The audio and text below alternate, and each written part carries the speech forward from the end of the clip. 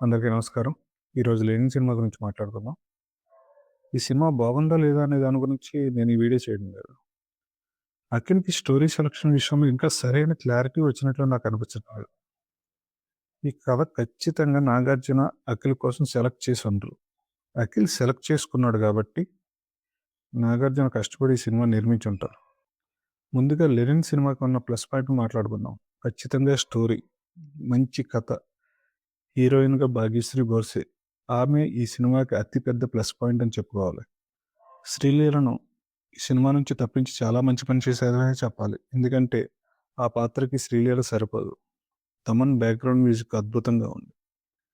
అయితే అఖిల్ ఈ సినిమాకి సరిపోయాడా లేదా అనేదైతే ఖచ్చితంగా చెప్పలేం. తమన్ సాంగ్స్ కూడా ఈ సినిమాలో చాలా యావరేజ్‌గా ఉన్నాయి. రంగస్థలంతో ఈ సినిమాను పోల్చి చూసినప్పుడు రంగస్థలం అంత బాగా జనాల్లో రీచ్ అవ్వడానికి ముఖ్య కారణం ఆ సినిమాలో పాటలు. ఆ సినిమా స్క్రీన్ ప్లే చాలా అద్భుతంగా ఉంటుంది. 'లెనిన్' స్క్రీన్ ప్లే చాలా యావరేజ్‌గా ఉంటుంది. జనాన్ని సర్ప్రైజ్ చేయడానికి ఏదో ట్విస్ట్ పెట్టాలని ట్విస్టులు పెట్టినట్టు ఉంటుంది తప్ప అది కాదు, కథకే అవసరమై పెట్టినట్టు మనకనిపించింది.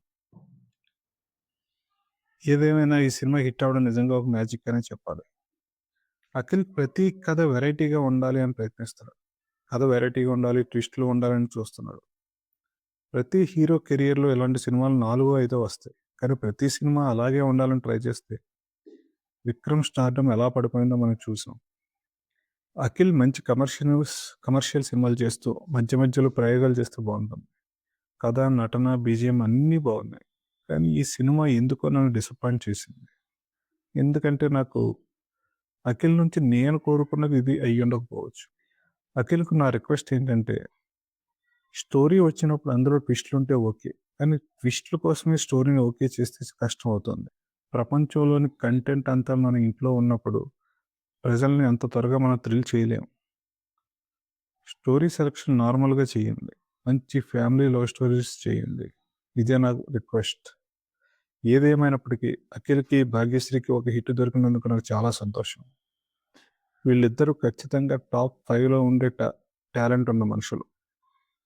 All the best. Thank you.